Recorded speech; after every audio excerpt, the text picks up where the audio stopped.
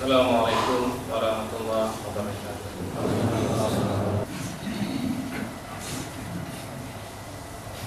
Innal hamdalillah nahmaduhu wa nasta'inuhu wa nastaghfiruh wa na'udzu billahi min shururi anfusina wa min sayyiati a'malina. Man yahdihillahu fala mudilla lahu wa man yudlil fala hadiya lahu. Asyhadu an la ilaha illallah wa asyhadu anna Muhammadan abduhu wa rasuluh. Allahumma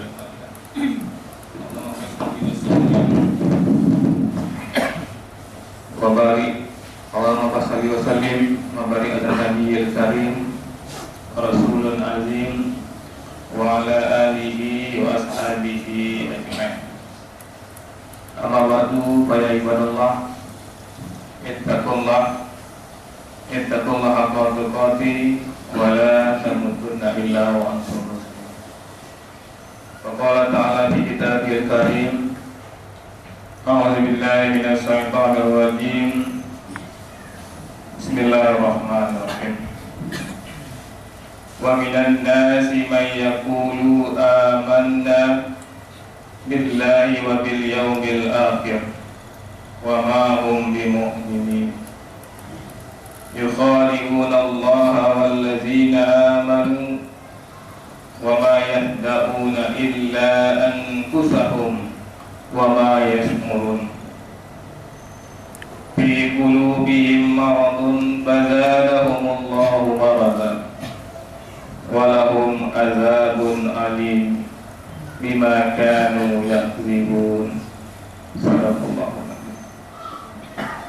Di antara manusia ada yang mengatakan kami beriman kepada Allah dan hari kemudian, padahal mereka itu sesungguhnya bukanlah orang-orang yang beriman. Mereka hendak menipu Allah dan orang-orang yang beriman, padahal mereka hanya menipu dirinya sendiri, sedang mereka tidak sadar. Dalam hati mereka ada penyakit, lalu ditambah Allah penyakitnya, dan bagi mereka siksa yang pedih disebabkan mereka berdusta. Al-Quran Surat Al-Baqarah ayat 8, 9, dan 10. Bapak kaum mukminin yang kami muliakan, alhamdulillah kita sama-sama bersyukur kepada Allah. Izin rahmat Allah, Allah pertemukan kita di Jumat yang penuh berkah ini. Mudah-mudahan apa yang kita kerjakan ini dicatat oleh Allah sebagai sebuah amal ibadah yang pahalanya insya Allah kita nikmati di dunia ini dan di akhirat nanti. Amin ya Allah, amin ya Rabbul Alamin. Salawat beri salam buat junjungan kita Nabi besar Muhammad sallallahu alaihi wasallam. Kaum mukminin yang kami muliakan, ayat yang kami bacakan tadi sudah biasa kita dengar, karena memang terletak di awal Al-Quran. Di surat Al-Baqarah adalah surat yang kedua, dan ayat yang kami bacakan tadi ayat 8, 9, dan 10 ya, biasa kita dengar. Khatib kembali menyampaikan dalam kesempatan ini untuk mengingatkan kita untuk sama-sama introspeksi diri. Ayat ini biasa kita dengar, ayat ini jelas sindiran dari Allah Subhanahu wa Ta'ala. Jangan-jangan kita sebenarnya yang sedang disindir oleh Allah, tapi kita tidak menyadarinya. Nah, apa kata Allah di sini? Di ayat 8 Al-Baqarah Allah mengatakan, di antara manusia, mudah-mudahan yang di antara yang Allah katakan ini tidak termasuk kita. Apa kata Allah? Di antara manusia ada yang mengatakan kami beriman kepada Allah. Dia merasa dia beriman.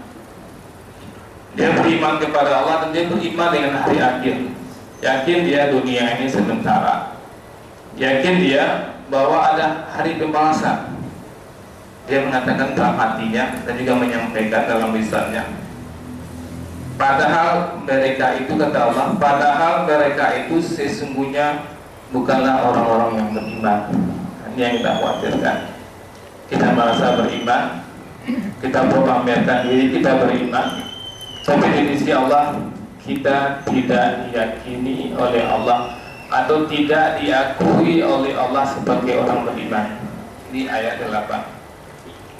Di ayat 9-nya Allah mengatakan mereka hendak menipu Allah dan menipu orang-orang beriman. Allah ingatkan padahal mereka hanya menipu dirinya sendiri, sedang mereka tidak sadar. Dia orang yang ijak-ijak beriman, yang pura-pura beriman, atau bahasa kitanya itu orang munafik, itu dia sesungguhnya menipu dirinya sendiri.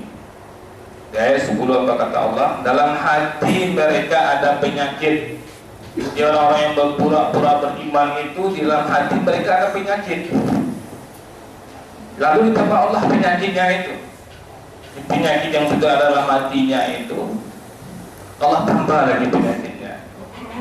Dan di akhir Allah mengatakan, dan bagi mereka siksa yang pedih disebabkan oleh dusta mereka. Jadi kaum mukminin, jelas sekali Allah mengatakan orang yang tidak beriman, orang yang pura-pura beriman, berarti dia munafik. Dia mengatakan dia beriman, tapi dia tidak beriman sebenarnya, itu munafik. Dan orang munafik ini, kata Allah, ada penyakit dalam hatinya. Dia berpenyakit hati. Nah, kita bisa rasakan kaum mukminin dengan yang kami sampaikan ini, kira-kira kita masuk dalam kategori yang Allah katakan ini. Kalau kita mau nampik, jangan sampai kita tergolong orang yang munafik. Karena orang munafik itu tempatnya nanti di kerak-kerak neraka. Neraka itu luar biasa kasar dan ngerinya. Dan orang munafik diletakkan di kerak-keraknya, luar biasa panasnya, bayangkan kamu ini. Jadi penyakit hati, orang yang berpenyakit hati itu itulah orang yang munafik, tidak beriman. Di penyakit hati ini kaum mukminin jauh lebih berbahaya daripada penyakit fisik. Dan pada umumnya kebanyakan penyakit fisik juga bersumber dari penyakit hati. Nah, kira-kira sekarang anak sebatas ini kata ingin menyampaikan ciri-ciri penyakit hati itu. Ya, banyak itu. Dalam kesempatan yang singkat ini ada beberapa hal yang ingin kita sampaikan. Kita coba tanya diri kita, apakah masuk kategori ini atau tidak? Kalau tidak, alhamdulillah. Kalau ada, segera tobat kepada Allah. Ternyata iman kita tidak pas di sisi Allah. Kita hanya mengaku, hanya menganggap, tapi tidak diakui dan tidak dianggap. Nah, ini yang bahayanya. Jadi yang pertama, kaum mukminin coba tanya diri kita masing-masing. Ya, orang yang penyakit hati itu pertama malas ibadah. Kita bagaimana? Malas gak kita ibadah? Datang masjid paling lambat, pulang paling cepat. Itu dikhawatirkan termasuk orang yang malas ibadah. Ketika baca Al-Quran baru 2-3 ayat sudah malas. Ini juga dikhawatirkan kita termasuk orang yang berpenyakit hati kita. Kalau kita lihat kaum mukminin, bisa orang sehat fisiknya, misalnya orang Minang ini dendeng balado atau misalnya randang, itu untuk orang sehat pasti suka randang, suka dendeng balado. Jika tipenya sakit, acuh akan randang begini. Kajian dendeng balado itu kayaknya anda lama deh. Itu penyakit fisik. Penyakit hati, penyakit rohani juga seperti itu. Salat yang begitu nikmatnya nggak nikmat bagi dia. Baca Quran yang nikmat itu nggak nikmat bagi dia.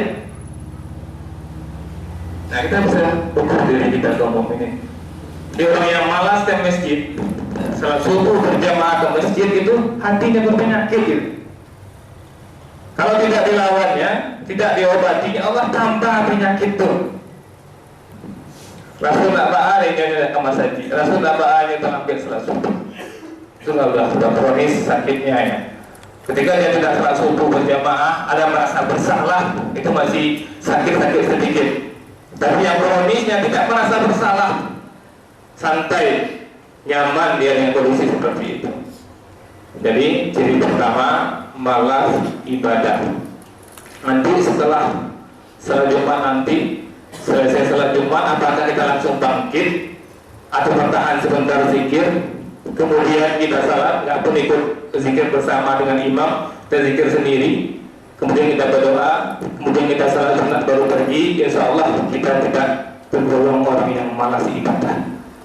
Jadi nanti setelah salat Jumat, Assalamualaikum kata imam, Assalamualaikum kata imam, kita langsung bangkit dan keluar. Ini dikhawatirkan hati kita sedang berpenyakit. Jadi pastikan selepas Jumat ini jangan langsung bangkit. Kalaupun tidak mengikuti imam berzikir, zikir sendiri-sendiri, baca doa, kemudian salat sunat, baru keluar masjid. Yang pertama, malas ibadah. Kemudian yang kedua, kaum mukminin, ciri dari orang yang berpenyakit hati ini, dan Allah akan tambah penyakitnya, yaitu orang yang iri dan dengki. Ada nggak kita tak senang melihat orang senang? Ada nggak? Ada nggak kita yang tak senang bahwa manusia orang senang? Kalau ada, itu hati kita berpenyakit itu kaum mukminin. Kalau kita lihat Allah tambah penyakit itu. Jangan mengaku beriman. Kalau ada iri, dengki, benci sama orang, itu nggak orang beriman itu, cuma mengaku. Allah mengatakan ada di antara orang yang mengaku beriman kepada Allah dan beriman kepada hari akhir, padahal dia bohong pada Allah. Itu siapa? Salah satunya orang yang punya sifat iri, sifat dengki. Ada orang kita lihat dia begitu gembira ketika dapat mampu membeli sebuah kendaraan. Senang hatinya dapat membeli kendaraan baru timbul di rumah, dapat kawannya yang seprofesi ini dan ukuran ilmunya di bawahnya, balik kendaraan yang lebih mewah barunya. Langsung tidak senang, langsung tidak rancak kendaraan yang baru dibagi tadi. Sifat iri, sifat dengki. Rasakan kamu punya. Ada nggak kita yang punya sifat iri dengki ini? Kalau ada indikasi sakit hati dalam diri kita. Kalau kita biarkan, Allah akan tambah penyakitnya itu. Kemudian yang berikutnya kaum mukminin, ciri ya dari orang yang berpenyakit hati ini, yaitu tidak amanah. Ya, amanah tidak termasuk amalan hati. Ketika kita diberi amanah oleh seseorang, kemudian kita khianat, jangan pernah mengaku beriman. Jangan pernah mengaku beriman kalau kita khianat, tertipu kita. Sebanyak apapun salat kita, puasa kita, zakat kita, bacaan Quran kita, tapi kalau tidak amanah, kita termasuk orang yang tidak beriman. Rasakan apakah kita termasuk orang amanah atau tidak. Kemudian yang berikutnya, mudah benci dan tidak mau memaafkan. Ini juga sifat orang yang berpenyakit hati dan bukanlah sifat orang yang beriman. Coba rasakan, ada nggak kita tidak bisa memaafkan orang itu? Belum beriman kita kaum mukminin. Kalau usah hubungannya mama awak dekarano kau hartu warisan misalnya, rusak hubungannya sepupu misalnya. Kalau ada, jangan mengaku beriman, ya. Jangan mengaku beriman, karena hati kita masih berpenyakit, ya. Karena hati kita masih berpenyakit. Banyak orang yang rusak hubungan dengan anak keponakannya dan harta gitu. Harta itu bukan harta dia, harta warisan. Memang mungkin itu hak dia. Cuma karena mama ini pandai misalnya, atau sepupu ini pandai, sehingga hak dia menjadi hak bapaknya, menjadi hak sepupunya. Tapi sebagai orang beriman, yang mengaku beriman, yang meyakini adanya akhirat, dia mampu memaafkan. Dia itu hak dia tidak akan tertukar. Tidak di dunia, di akhirat pasti Allah balas. Kita rasakan kamu, karena kita punya musuh. Rusak hubungannya mama, joete, mandi gede, mandi gadang di karena harto. Coba rasakan rusak hubungan dengan sepupu. Apapun alasan yang rusak hubungan itu pasti tidak orang beriman. Maka Allah mengatakan orang yang mengaku beriman tapi masih berperilaku seperti ini, dia pembohong. Dia menipu Allah. Kata Allah mengingatkan mereka tidak sadar, padahal mereka menipu diri mereka sendiri. Jadi kamu melihat itu ciri-ciri penyakit hati. Hadis yang menyampaikan Dan kita yang mendengarkan, coba introspeksi diri kita. Ada ciri-ciri itu nggak dalam diri kita? Kalau ada itu bahaya kaum mukmin, jangan mati dulu. Ya, jangan mati dulu. Karena orang mati dalam perilaku seperti ini, mati tidak dalam keadaan beriman. Kalau mati tidak dalam keadaan beriman, mati dalam keadaan apa? Tentu pilihannya mati dalam keadaan kafir atau munafik. Maka obatilah hati tersebut. Cara obatnya apa? Kita di Indonesia pernah dengar lagu Tombuh Hati, yaitu nasihat, walaupun nasihat itu dari ulama itu. Nah itu dibenarkan. Tombuh hati itu obat penyakit hati. Orang yang mengamalkan tidak akan sakit hati. Orang yang mengamalkan tidak akan membenci, akan lapang hidupnya dan tidak akan iri dengki gitu. Maka amalkanlah. Yang pertama apa? Baca Al-Quran. Ya, yang pertama membaca Al-Quran dan memahami maknanya. Itu yang pertama. Jadi kalau ingin lapang hati kita, nyaman hidup kita, tidak ada sakit hati dan tidak termasuk golongan orang yang munafik, maka yang pertama usahakan tiap hari kita membaca Al-Quran. Kalau malas kita baca Al-Quran, lawan diri kita. Targetkan sehari kau muji 2 halaman. Ba'ana malewa, ba'ana godaan pasul dari kita untuk membacanya. Karena ini berhati. Kemudian yang kedua, mendirikan salat malam. Salat malam ini salat tahajud atau sepertiga malam. Ya, 1 jam sebelum subuh, setengah jam sebelum subuh juga termasuk tahajud. Misal kalau subuh kita sekarang jam 5 lewat 5 atau jam 5 kurang seperempat, itu masih tahajud.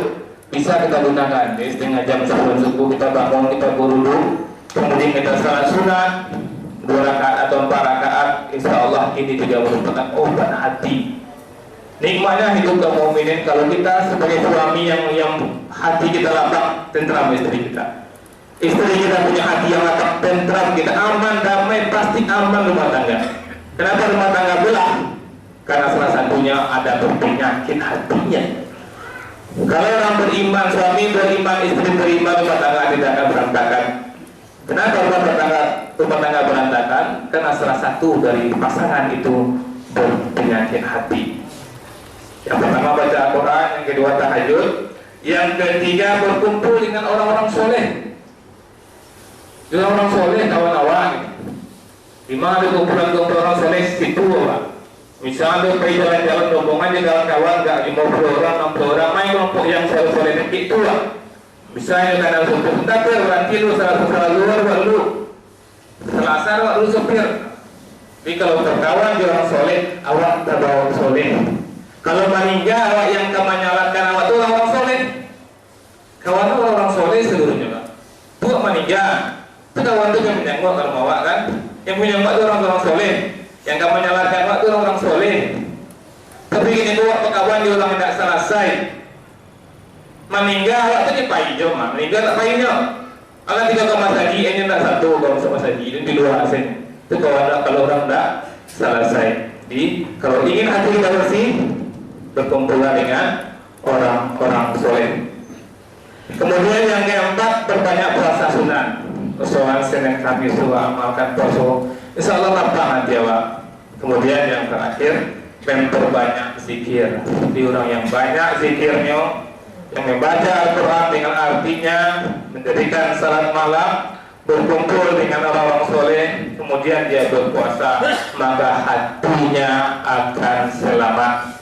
Dan hadiah untuk hati selamat adalah surga, Bapak yang kami muliakan. Apa kata Allah dalam surat Al-Syu'ara ayat 88 dan 89? Apa kata Allah?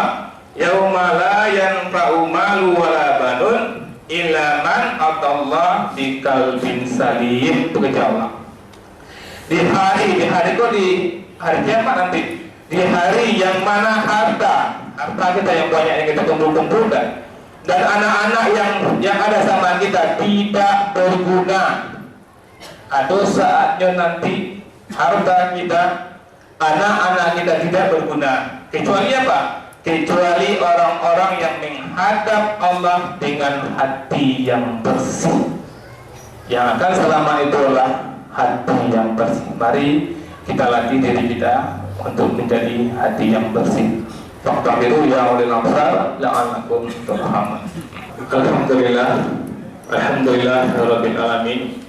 Asyhadu an la ilaha illallah wa asyhadu anna Muhammadan abduhu wa rasuluhu la nabiyya ba'da. Allahumma shalli ala Muhammad wa ala ali Muhammad. Ibadallah, ittaqullaha haqqa tuqatih wa la tamutunna illa wa antum muslimun. Wa qala ta'ala fi kitabil karim, a'udzu billahi minasy syaithanir rajim. Bismillahirrahmanirrahim. Innallaha wa malaikatahu yusholluna 'alan nabi ya ayyuhallazina amanu shollu 'alaihi wa sallimu taslima.